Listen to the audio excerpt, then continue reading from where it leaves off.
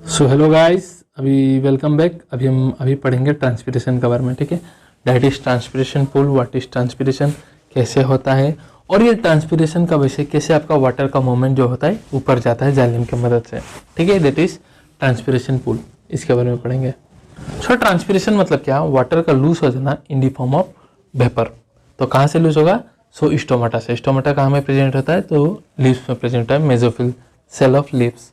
ठीक है, सो जैसे कि लास्ट वीडियो में मैंने बोला 99% वाटर जो भी प्लांट एब्जॉर्ब करता है वो वेपर का फॉर्म में लूज हो जाता है by evaporation, and less than 1% is use for photosynthesis. So इसको चेक करने के लिए, आप ट्रांसपिरेशन चेक करने के लिए आप कोबाल्ट क्लोराइड पेपर आप लीफ में अगर लगा दोगे ना अगर if this is a cobalt chloride paper suppose, इसको आप अगर लीफ में ऐसा लगा दोगे, सो वहाँ तो ट्रांसपिरेशन होगा ही दिन में, स्टोमाटा से तो वाटर लूज होगा ही वेपर का फॉर्म में। तो क्या होगा, ये जो पेपर जो है आपका blue to pink colour turn हो जाता है अगर वाटर एब्जॉर्ब किया तो। सो आप इससे भी टेस्ट कर सकते हो। और ट्रांसपिरेशन के दौरान ही आपका प्लांट जो है कार्बन डाइऑक्साइड ले लेता है और वाटर जो है ऑक्सीजन जो है वो रिलीज कर देता है। ठीक है, सो चलिए, that is it is evaporative loss of water by plant through the stomata in the leaves. ठीक है, तो लीव्स में से स्टोमाटा होंगे जिसके पोर होते हैं, उस पोर को हम कहते हैं स्टोमाटल पोर। ठीक है, ये जब खुलता है स्टोमाटल पोर, जब ऐसा है ये स्टोमाटा पोर जब है, ये जब खुलता है ऐसा, ठीक है, ये जब खुलता है तो आपका जो वेपर है रिलीज हो जाएगा, इसी चांस से आपका ऑक्सीजन भी निकलेगा।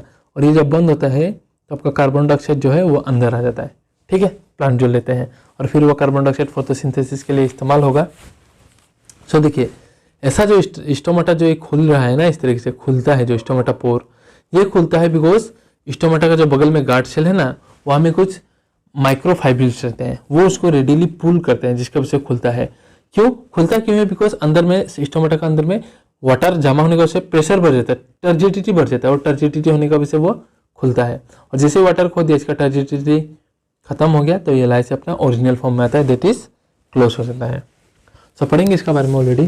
सो लेस देन 1% वाटर जो भी पहुंचता है वो यूज होता है फोटोसिंथेसिस में, बाकी का लॉस्ट हो जाता है बाय ट्रांसपिरेशन। ट्रांसपिरेशन को आप स्टडी कर सकते हो बाय कोबाल्ट क्लोराइड पेपर। ये आपका क्या है, ब्लू से पिंक कलर हो जाएगा on observing water.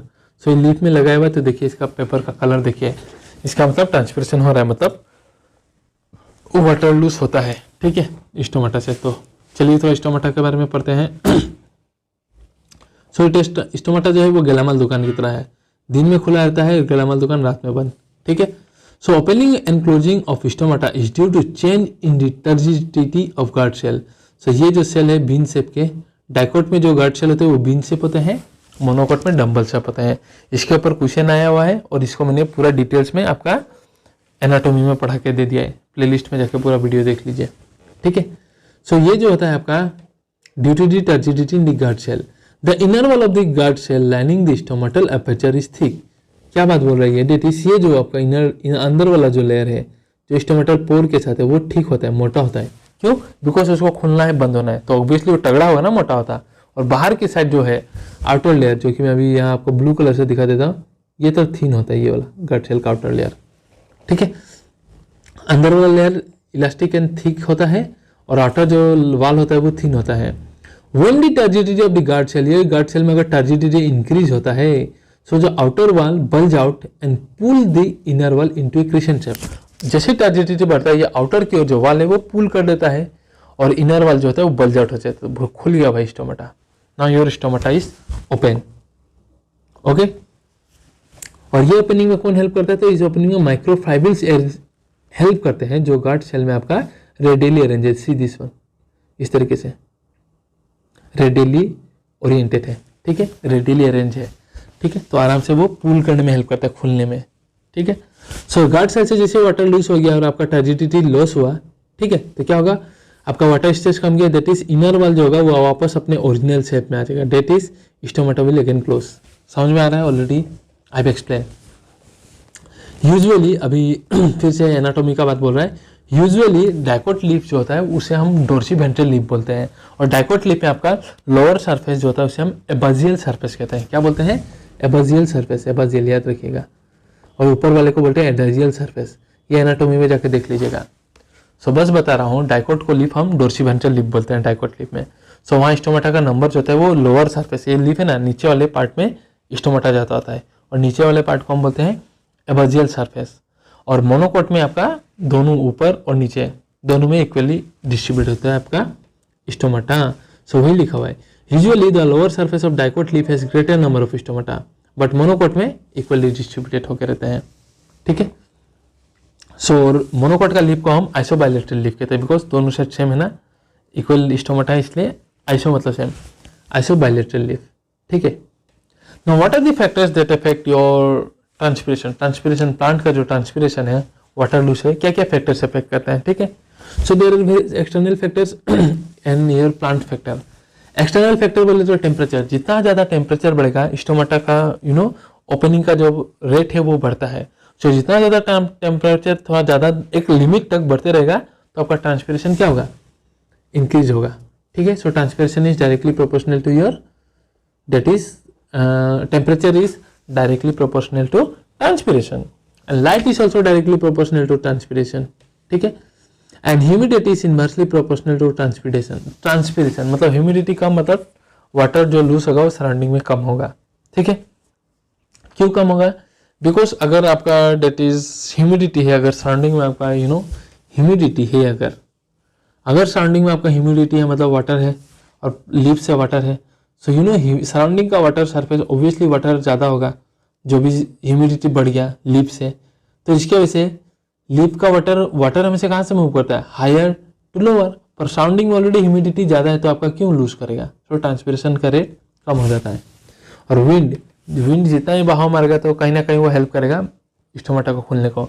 So wind का इफेक्ट भी डायरेक्टली प्रोपोर्शनल है ट्रांसपिरेशन के लिए। ना प्लांट फैक्टर का बात करें, number and distribution of stomata, जितना नंबर ज़्यादा होगा उतना ही ट्रांसपिरेशन का रेट ज़्यादा होगा, बिकॉज उतना ही स्टोमाटा ज़्यादा होगा। नंबर ऑफ स्टोमाटा ओपन, जितना ज़्यादा स्टोमाटा ओपन उतना ही ज़्यादा transpiration. Water status of the plant, water जितना ही ज़्यादा प्लांट को वाटर मिलेगा उतना ही ज़्यादा 99% तो लूज ही कर देगा, तो it is also directly proportional. Canopy structure, canopy structure बोले तो ब्रांचेस, ओके, जितना ज़्यादा लीफ ब्रेक ब्रांच में जितना ज़्यादा लीफ होगा उतना ही आपका, जितना ज़्यादा लीफ उतना ज़्यादा स्टोमाटा, तो उतना ज़्यादा rate of transpiration, so it is also directly proportional, ठीक है। सो पूरा चीज़ को एक्सप्लेन कर दिया। अब आते हैं डेट इज मेन मुद्दे पे कि हाउ ट्रांसपिरेशन कैसे आपका एजेंट ऑफ सेव करता है, मतलब जाइलम से कैसे वाटर को मूव करवाता है। सो ट्रांसपिरेशन जो वाटर को एक चेन में मूव करता है, पुल करवाता है, वो होता है due to various property of water. So what are that properties हम देखते हैं।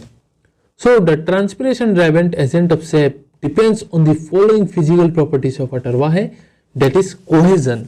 कोहेजन मतलब खुद से कोलिजन करना, mutual attraction between water molecule का बीच में ही म्यूचुअल अट्रैक्शन, जिसकी वजह से वो जा पाए, उनका जो चेन है वो ब्रेक ना हो, ठीक है। अब देखिए एक जो है दूसरा को ऐसा करके लेके जाएगा तो ऑब्वियसली ऊपर उठेगा, है कि नहीं। सो कोहेजन मतलब वाटर मॉलिक्यूल का खुद से अट्रैक्शन, खुद से, ठीक है।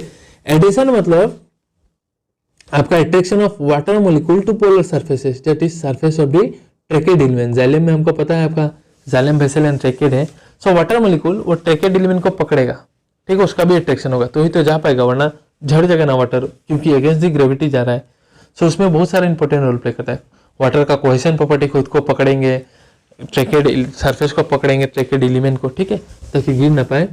एंड सरफेस टेंशन, हमको पता है वाटर जो है लिक्विड फेस में water molecule are more attracted to each other than in gaseous face.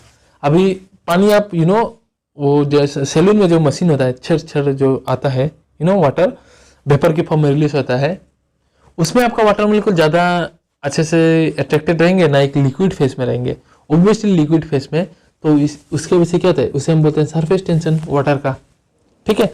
So due to cohesion खुद के बीच में अट्रैक्शन होगा। ट्रैकेड एलिमेंट मतलब क्या है आपका एडेशन, और सरफेस टेंशन मतलब लिक्विड स्टेज में वाटर ज़्यादा अट्रैक्टेड है। सो इस तरीके से ये मूव होते रहेंगे ड्यू टू ट्रांसपिरेशन, क्योंकि ट्रांसपिरेशन में वाटर लूज हो रहा है तो वहाँ वाटर पोटेंशियल कम है, और रूट में जब वाटर आ रहा है ड्यू टू रूट प्रेशर, यहाँ वाटर पोटेंशियल ज़्यादा है। सो ये रूट प्रेशर थोड़ा ठेल देगा, उसके बाद जो है वाटर ऑटोमेटिक हायर से लोअर पोटेंशियल तक जाते रहेगा। कोई कारण से अगर वहाँ चेन ब्रेक हो गया तो उसको कौन रीएस्टेब्लिश कर पाता है, तो उसको रीएस्टेब्लिश करवाता है आपका दोबारा से, डेट इज रूट प्रेशर, ठीक है। सो इसी को हम कहते हैं आपका that is transpiration cohesion tension pull theory, ठीक है। So this properties of water give tensile strength, यही प्रॉपर्टी है वाटर का जो उसको स्ट्रेंथ प्रोवाइड करता है, मतलब the ability to resist a pulling force, आराम से उठ जाते हैं, and high capability that is ability to rise in a thin tube, मतलब जाइलम वेसल तो क्या टिन ट्यूब की तरह है थिन, तो इसी प्रॉपर्टीज की वजह से वाटर वहाँ आराम से उठते चलते हैं। खुद के बीच में अट्रैक्शन, ट्रैकेड वॉल के बीच में अट्रैक्शन, ठीक है, ट्रैकेड एलिमेंट में एंड लिक्विड फेज में तो वैसे भी एडिड सरफेस टेंशन है उनका। सो इन प्लांट कैपिलरी जो भी मतलब है कैपिलरिटी ये उठने में help by the is aided is help by the small diameter of the tracheid element, it is the tracheid and the vessel. कहने का ये मतलब है ये जो वाटर मूवमेंट हो रहा है आपका वो बाहर में, ठीक है। सो इसमें कौन हेल्प कर रहा है, तो इसमें हेल्प कर रहा है xylem vessel and tracheid element का स्मॉल छोटा सा तो डायमीटर होता है, उसी के तरह से वो आराम से मूव करते हैं।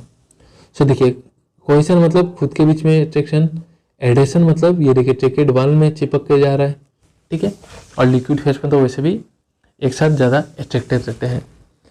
सो आपका that is xylem vessels from the root to leave vein supply water for photosynthesis, मतलब जाइलम वेसल रूट से लेके आपका लीफ का वेन तक जहाँ फोटोसिंथेसिस होगा वहाँ तक वाटर सप्लाई कर देगा, ठीक है।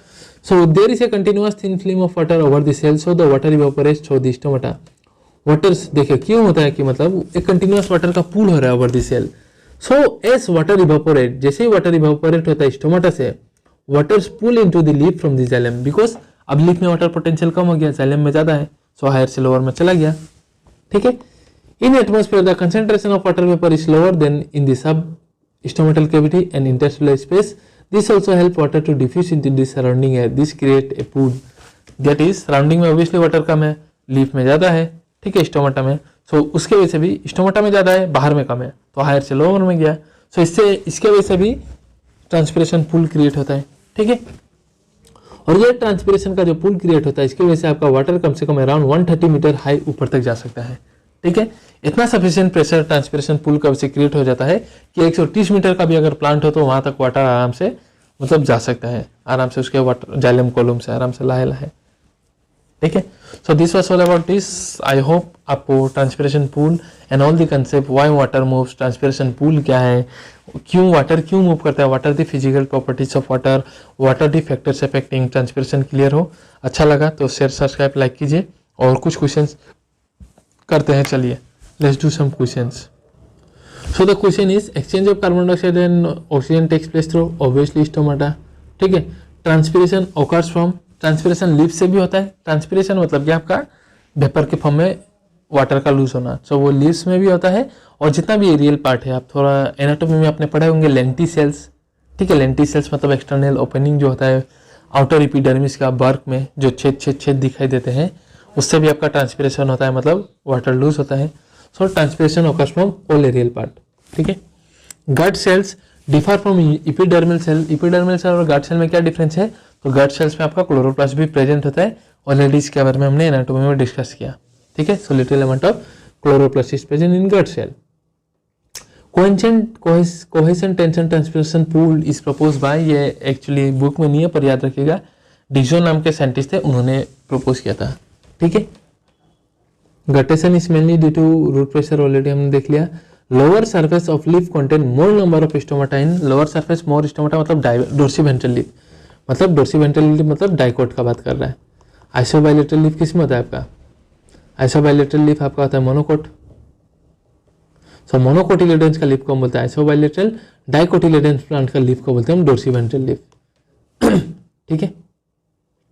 So stomata are equally distributed in, equally distributed मतलब ऊपर और नीचे, upper surface adaxial and abaxial surface में इक्वली डिस्ट्रीब्यूटेड है इन मोनोकोट, और मोनोकोट का लीफ को हम बोलते हैं आइसोबाइलेटरल लीफ, ठीक है। Which one of the following is not an external factor, देखिए external factor distribution of stomata वो एक्सटर्नल फैक्टर नहीं था, हमने ऑलरेडी देख लिया, ठीक है, बाकी सब एक्सटर्नल फैक्टर था। व्हेन स्टोमाटा क्लोज, जब स्टोमाटा क्लोज हो गया मतलब वाटर लूज हो गया है, तो गट सेल क्या हो जाता है, गट सेल क्या हो जाता है फ्लैसिड, और जब स्टोमाटा गट सेल में वाटर एक्यूमुलेट हो रहा है तो गट सेल टारगेट होता है। सो गट सेल क्लोज हुआ है और स्टोमाटा क्लोज हुआ, यहाँ गट सेल तो फ्लैसिड हो गया। Mutual attraction between water molecule is called, क्या बोलते हैं बताइए, खुद के बीच में अट्रैक्शन खुद से हो गया तो cohesion. Tension develop in xylem due to transpiration pool can size water column over 130 metre, already पढ़ लिया हमने. Most mineral enter into root by obviously active transport बता दिया है मैंने. ठीक है.